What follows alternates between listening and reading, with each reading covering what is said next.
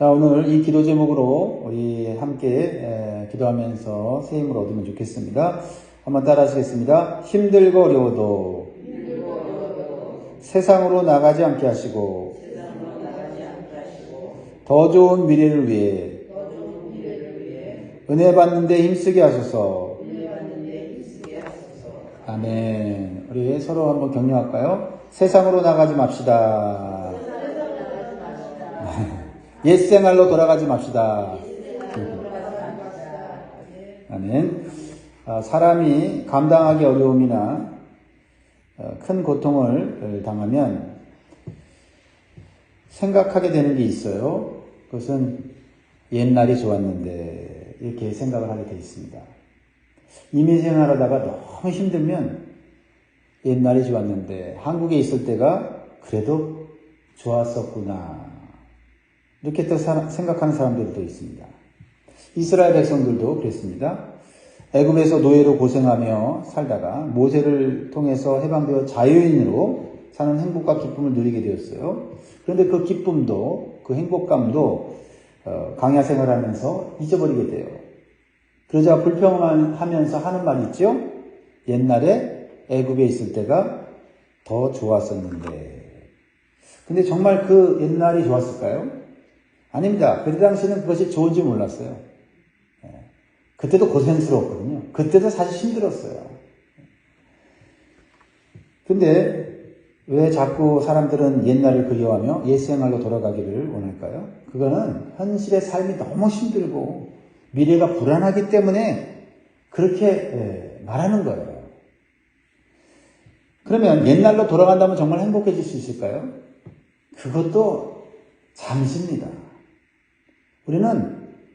우리가 사는 삶은 언제나 힘들고 고통스러워요. 옛날로 돌아간다고 해도 우리는 결코 행복해질 수 없어요. 또 돌아가는 것도 불가능한 일입니다. 그래서 옛생활로 돌아가려고 하는 마음은 좀 더 쉬운 길을 가겠다는 것이고 좀 더 나태하고 게으른 길로 가겠다는 것과 같은 말이에요. 그래서 옛생활로 돌아가려는 마음으로 세상으로 나가면 어떻게 될까요? 우리가 생각하는 것과 달리 더욱 비참하고 더욱 허무한 인생을 살 수밖에 없다는 거예요. 그것은 많은 사람들의 삶을 통해서 또 그들의 고백을 통해서 우리는 깨닫게 됩니다. 그러므로 예수님을 믿고 구원받은 성도인 우리는 뒤로 물러가거나 세상에 주저앉아 있을 것이 아닙니다. 우리는 과거보다 현재보다 더 좋은 미래가 준비되어 있고 기다리고 있음을 깨달아야 합니다. 그러므로 힘들고 어려울 때일수록 우리는 하나님의 은혜의 보좌 앞에 나아가기를 힘써야 돼요. 왜냐하면 하나님의 은혜를 바라보면 우리가 당하는 고난과 고통을 이겨낼 수 있을 뿐만 아니라 우리에게 주어질 약속이 축복이 얼마나 큰지 또 깨달아 알게 되므로 새 힘을 얻게 되고 또 기쁨을 누리게 된다 이 말이에요. 그래서 우리가 세월을 아끼고 살아가는 방법은 은혜를 받는 거예요. 은혜를 받아 우리의 영적인 눈이 떠지는 것입니다. 고통과 고난은 사라질 거고 그것 때문에 우리가 망하지는 않는다는 거예요. 그러므로 우리는 옛 생활로 세상으로 돌아가려고 하는 마음, 옛날이 좋았는데 이런 마음은 결코 가져서는 안 될 겁니다. 왜냐하면 하나님은 옛날보다 미래를 더 좋게 만드시는 분이니까 앞으로 우리의 더 좋은 날이 있을 거예요. 그렇게 생각하면서 앞으로 더 좋으면 좋겠다 이렇게 고백하면 좋겠어요. 이러한 차원에서 오늘 본문 말씀의 배경도 좀 이해하면 쉽습니다. 이 히브리서를 읽고 있는 사람들은 유대교에서 개종하여 기독교를 받아들인 사람들이에요. 그런 성도들인데 오늘날 말하면 다른 종교, 우상 종교를 믿다가 개종한 크리스찬이라고 생각해도 괜찮을 것 같습니다. 그런데 그들이 다시 옛 종교로, 옛 생활로 돌아가고 싶어 한다는 거예요. 왜냐하면 옛 종교인 유대교를 믿을 때는 그렇게 핍박이 없었는데 기독교를 믿은 후에는 핍박과 환란이 심해졌기 때문이에요. 삶이 힘들어진 거예요. 그래서 기독교 신앙을 버리고 싶은 마음을 갖게 되는 거예요. 옛날로 돌아가면 더 좋을 것 같은 생각이 드는 거죠. 그래서 히브리서 기자는 기독교에서 유대교로 돌아가는 것은 결코 행복한 길이 아니라는 겁니다. 기독교 신앙을 포기하고 떠나는 것은 하나님이 주실 그 은혜를 깨닫지 못하는 거고, 이미 주신 은혜를 그들은 감사하지 못하는 것이고, 또한 더 큰 것은 하나님의 말씀을 거역하는 그런 큰 죄를 짓는 것이다라는 거죠. 그러니까 결과적으로 이전보다 더 큰 하나님의 심판을 받을 수밖에 없는 상태로 스스로 들어가는 것이다라는 겁니다. 왜냐하면 기독교 신앙은 유대교 신앙보다 한참 더 높은 차원의 신앙이기 때문에 그렇다라는 겁니다. 그래서 오늘 본문에서는 두 가지를 비교해요. 두 개의 산을 말합니다. 시온산과 시내산, 시내산과 시온산. 한번 따라합니다. 시내산과 시온산. 시내산과 시온산. 네, 이거를 좀 기억하면서 말씀을 들으면 좋겠어요. 산은 하나님과 가장 가까운 장소예요. 그렇죠? 그래서 산은 하늘과 연결된 것이고 또 산은 땅과 연결된 것이에요. 그러니까 하나님이 산에 그 임재하셔서 우리에게 하나님의 언약을 주시는 거죠. 그래서 구약을 옛 언약, 신약을 새 언약이라고 말하는데 옛 언약인 율법을 주신 산이 시내산이에요. 하나님이 시내산에 임재하셔서 옛 언약인 율법을 주셨습니다. 시온산은 이 하늘에 있는 산을 의미하는데 예수 그리스도를 통해서 주신 복음, 새 언약을 주신 장소를 의미하고 있다. 그러니까 이것을 정리하자면 우리는 옛 언약을 받은 사람이에요, 새 언약을 받은 사람이에요. 우리는 새 언약을 받은 사람이에요. 율법보다 훨씬 더 좋은 복음을 받은 그런 축복을 받은 사람이다라는 것을 오늘 기억하시고 감사한 마음 가지시기 바라요. 율법보다 복음이 더 우월하다는 걸 오늘 성경은 증거하고 있는데 율법은 그림자이고 복음은 실체입니다. 그래서 율법 시대 사람들은 오실 메시아를 믿는다고 말하고 신약 시대 사람들 또 우리들은 오실 메시아를 믿는다고 말하고 다시 오실 메시아를 믿습니다. 그래서 18절에서 21절에는 출애굽한 이스라엘 백성들이 시내산에서 옛 언약인 율법을 받을 때의 모습을 보여주고 있어요. 하나님이 율법을 주시기 위해 산에서 임재하셨는데 그때 하나님의 임재하시는 모습이 너무나도 두렵고 무섭고 감당을 못했다는 거예요. 하나님은 거룩하신 분이기 때문에 인간이 실제적으로 그 하나님을 볼 수도 만날 수도 가까이 갈 수도 없는 그런 분이라는 것을 보여주고 있습니다. 자, 그게 18절부터 21절인데 그 당시에 어떤 그 모습을 제가 읽어드리겠습니다. 너희는 만질 수 있고 불이 붙는 산과 침침함과 흑암과 폭풍과 나팔 소리와 말하는 소리가 있는 곳에 있는 것이 아니라 그 소리를 듣는 자들은 더 말씀하지 아니하시기를 구하였으니 이는 짐승이라도 그 산에 들어가면 돌로 침을 당하리라 하신 명령을 그들이 견디지 못합니다. 그 보이는 바가 이렇게 무섭기로 모세도 이르되 내가 심히 두렵다 떨린다 하였느니라. 모세가 하나님의 율법을 받을 때 하나님이 이 시내산에 임재하셨는데 하나님의 그 임재가 얼마나 두려운지 하나님과 가까운 모세조차도 하나님 앞에서 벌벌벌 떨었다는 거예요. 하물며 그 주변에 있는 사람들의 짐승들은 아예 그 산에 접근조차 하지 못했다. 하나님은 거룩하신 분이기 때문에 죄인된 인간이 가까이 가면 죽을 수 있다라는 거예요. 그때 하나님이 산에 강림하셨는데 그 강림하셨을 때 그 산이 진동했다는 거예요. 진동했다. 그리고 하나님이 말씀하셨는데 그 말씀을 들은 백성들이 두려워서 견딜 수 없는 거예요. 근데 우리들은 어떻습니까? 하나님의 음성이 들리고 말씀이 들리면 감사하고 은혜가 넘치고 막 하나님이 느껴지고 그러잖아요. 그러니까 이게 시내산에 받았던 그 하나님의 그 은혜도 큰 거예요, 사실. 하나님이 임재하시고, 하나님 말씀하시고 얼마나 큰 은혜입니까? 인간들에게 이런 언약을 주신 것은 굉장한 건데 그들은 그걸 두렵게 받았단 말이에요. 그런데 우리는 어떻습니까? 하나님의 보좌 앞에 은혜의 보좌 앞에 나와서 말씀드리면서 아멘 하고 뭐 두려움이 있습니까? 감사가 넘치고 은혜가 넘치고 말씀 들으면 막 하나님 가까이 가고 싶고 이게 보통 은혜가 아니다라는 걸 오늘 보여주고 있는 거예요. 왜 그래요? 우리가 복음을 받아들이고 예수 그리스도의 피를 의지해서 속죄를 얻었고 믿음으로 영생을 얻어서 하나님의 자녀가 되었기 때문이에요.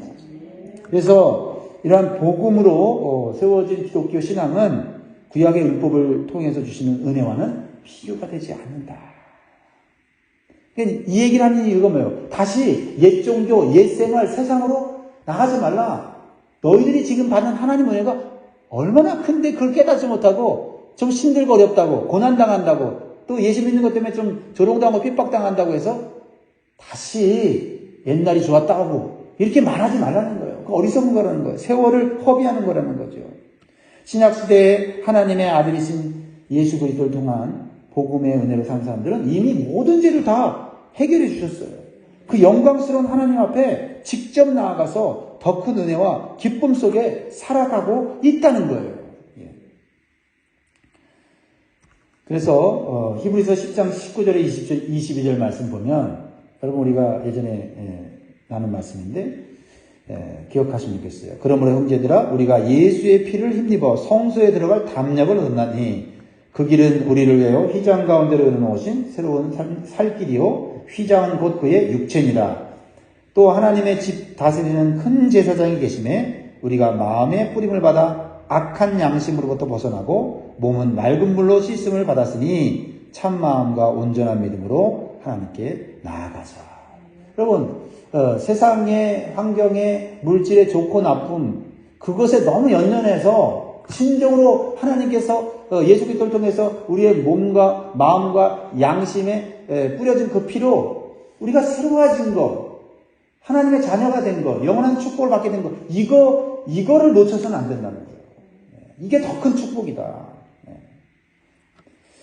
그래서, 복음을 믿고 예수 그리스도의 피를 의지해 사는 성도들은 새로운 피조물, 새로운 인생을 살게 됐고, 새로운 그런 운명, 영원한, 그런 하늘의 상속자가 됐는데, 여러분들은 이 땅의 신의 산을 볼 것이 아니라 하늘에 있는 시온산 예루살렘 성을 바라보면서 살아야 한다라고 말하고 있어요. 그래서 그 시온산에 우리는 이미 이르렀다. 현재적으로 우리는 누리고 있다라고 말하고 있어요. 이게 22절이에요.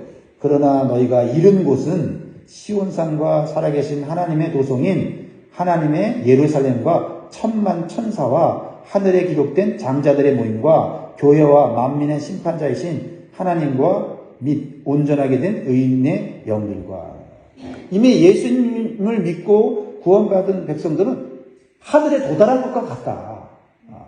이미 하늘에 올라간 그러한 이런 믿음의 사람들, 그렇죠? 여기 교회와 또 온전하게 된 의인의 영들, 뭐 천만 천사들 이게 다 어디에 있습니까? 천국에 있잖아요. 예수님을 믿은 사람들은 이미 이러한 천국에 이른 것 같은 삶을 이미 누리고 있는 것이다.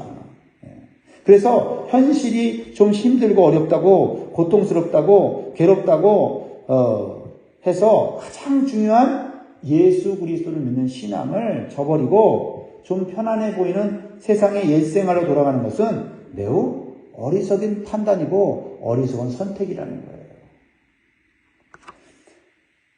그러므로 기독교 신앙을 버리고 유대교로 돌아가는 것은 좋은 선택이 아니라 오히려 하나님을 거역하는 행위고 하나님의 심판을 받는 행위라는 겁니다. 오늘날로 말하면 교회 생활하다가 여러 가지로 힘든 일 만나고 또 시험도 들고 또 세상으로부터 핍박을 좀 받으면 다시 세상으로 돌아가고 싶은 마음이 드는 거예요. 세상에 살 때는 내가 이런 핍박, 이런 조롱 안 받았는데 그런 생각이 드는 거예요. 그러니까 세상의 유혹과 달콤한 그런 마귀의 시험에 넘어지게 되는 거예요. 세상이 주는 것보다 하나님이 주시는 은혜가 더 크다는 것을 다시 한번 깨달아야 돼요. 그래서 하나님 말씀이 필요한 거예요. 똑같은 말씀이라도 자꾸 들어야 되고 특별히 고난과 시련과 시험과 유혹에 빠졌을 때 내가 은혜 받았던 말씀을 다시 받으면 그래 내가 지금 조금 힘들다고 어렵다고 하나님의 이 큰 은혜를 내가 잊어버리면 안 되지. 이렇게 되새김질을 해야 되고 우리 혼자는 안 되고 그렇죠? 시련과 시험에 빠졌을 때는 그게 안 보여요. 그러니까 은혜 받은 성도들이, 은혜를 지금 충만히 누리는 성도들이 옆에서 권면해주고, 하나님 받은 은혜가, 하나님께 받은 은혜가 얼마나 큰데, 이거 천국에 이른 것과 같아. 이건 이 세상과 비교할 수 없는 엄청난 큰 기쁨이고 행복이야. 이렇게 옆에서 얘기해 줘야 된다, 이 말이에요. 그러면서 뭐라고 얘기하냐면, 이제 하나님의 은혜를 받은 자가 세상으로 다시 돌아가는 것은 그냥 단순한 일이 아니다. 구약의 율법을 받은 사람들도 율법을 어겼을 때 받은 심판이 큰데, 율법보다 더 큰 은혜를 받은 사람이 이 은혜를 저버리면 어떻게 되겠어요? 그 하나님의 심판이 얼마나 크겠냐. 그러니까 이제 두 가지를 얘기하는 거예요. 우리가 예수 믿고 받은 은혜가 얼마나 큰지 아느냐. 그렇죠? 근데 또 이제 거꾸로 또 이제 경고를 하는 거예요. 하나님이 주신 은혜가 이렇게 큰데 이거 저버리면 하나님의 심판이 얼마나 크겠냐. 그러니까 원래 하나님을 안 믿고 살아서 심판받는 존재가 됐는데 은혜 받고 또 은혜 저버리면 이거는 정말 얼마나 큰 심판을 받겠냐. 생각 좀 해보라 이 말이잖아요. 그렇죠? 그래서 25절에 너희는 삼가 말씀하신 일을 거역하지 말라. 땅에서 경고하신 일을 거역한 그들이 피하지 못하였거든. 하물며 하늘로부터 경고하신 일을 배반하는 우리일까 보냐. 이거 뭐 협박하고 무섭게 하려는 거예요? 아니에요. 그렇죠? 하나님의 사랑이잖아요. 가장 우리가 잘 되는 길을 알려주려고 이렇게 말씀하시는 거잖아요. 여러분, 저는 단도직입적으로 오늘 말씀하고 싶어요. 지금까지 하나님께 주신 은혜를 저버리지 말고 예수님 배반하지 마세요. 결코 다시 세상으로 옛생활로 돌아가지 마시기 바랍니다. 가장 어리석은 선택입니다. 저는 이렇게 강력하게 말하고 싶어요. 그래서 좀 고난 가운데 있는 성도들 마음 흔들리지 마시고, 또 시험에 든 성도들 딴 생각하지 마세요. 딴 생각하지. 주님 앞으로 나오세요. 은혜를 다시 받으세요. 예전에 받았던 은혜의 말씀 기억하고 다시 힘을 얻으세요. 그래서 예수 믿고 구원받은 성도가 바라봐야 될 것은 무엇이냐면, 잠시 잠깐이면 이 세상은 완전히 사라지고 오직 새하늘과 새 땅이 이 땅에 임할 거고, 하나님의 나라가 이 땅에 임할 것이다 라는 거예요. 그래서 26절 27절 같이 읽습니다. 시작. 그때에는 그 소리가 땅을 진동하였거니와 이제는 약속하여 계시되 내가 또 한 번 땅만 아니라 하늘도 진동하리라 하셨느니라. 27절. 이 또 한 번이라 하시면 진동하지 아니하는 것을 영존하게 하기 위하여 진동할 것들, 곧 만드신 것들이 변동될 것을 나타내는 것입니다. 그래서 시내산에서 하나님이 임하실 때 진동했잖아요. 땅이 진동했어요. 그 땅들은 변동될 것이다. 사라질 거라는 거예요. 근데 하나님이, 예수님이 재림하실 때 이 땅이 땅만 진동하는 것이 아니라 뭐도 진동해요? 그때는 하늘도 진동해요. 그러니까 하늘도 진동하게 되는 그때는 이 세상의 모든 것들은 다 변동된다. 다 사라진다. 그리고 하나님의 새하늘과 새 땅이 이 땅에 임하게 된다. 그러니까 하나님 나라를 바라보라는 거예요. 그 얘기는 예수님의 재림을 바라보라는 겁니다. 그리고 참고 견디라는 거예요. 우리의 눈으로 보는 것은 이제 완벽하게 다 사라질 거예요. 우리 이 세상 보면서 때때로 그러잖아. 아유, 저거 아깝다. 아유, 저거 또 낡아졌네. 이러면서 아쉬워하고 그렇죠? 우리의 마음이 세상 것들을 이렇게 바라보지 않습니까? 그러나 여러분, 세상에 있는 거 누리다가 그냥 두고 가면 돼요. 세상 것도 좋은 것도 있잖아요. 그거 그냥 누리다 가면 돼요. 그거 대단하다고 그거 막 아끼고 막 쌓아놓고 막. 어차피 그거 주님 오실 때 다 진동돼서 변동되면 다 사라질 거라는 거죠. 그러니까 가장 지혜로운 거는 적당하게 그것들을 사용하고 나누고 그걸로 하나님 영광 돌리고 그러다가 사는 게 가장 축복이에요. 여러분, 베드로서 3장 10절에 13절에 보면 베드로가 그걸 알았어요. 베드로가 이 땅 가운데 한 자리, 예수님 왕 되시면 한 자리 하려고 그랬는데 그거 헛된 것인 것을 예수님의 그 십자가의 죽으심과 부활을 통해 깨닫고는 그가 이렇게 얘기했어요. 이 땅에 대해서 그런 미련을 버렸어요. 베드로 3장 10절에 보면 그러나 주의 날이 도둑같이 오리니 그날에는 하늘이 큰 소리로 떠나가고 물질이 뜨거운 불에 풀어지고 땅과 그 중에 있는 모든 것이 드러나리로다. 이 모든 것이 이렇게 풀어지리니 너희가 어떠한 사람이 되어야 마땅하냐. 거룩한 행실과 경건함으로 하나님의 날이 임하기를 바라보고 간절히 사모하라. 그 날에 하늘이 불에 타서 풀어지고 물질이 뜨거운 불에 녹아지려니와 우리는 그의 약속대로 의가 있는 곳인 새 하늘과 새 땅을 바라보도다. 할렐루야. 예, 그러니까 지금 우리가 관심 가져야 되는 거는 물질을 얼마나 가졌느냐, 얼마나 풍요로운 삶을 살느냐가 아니라 내가 어떠한 사람이 되었느냐. 그렇죠?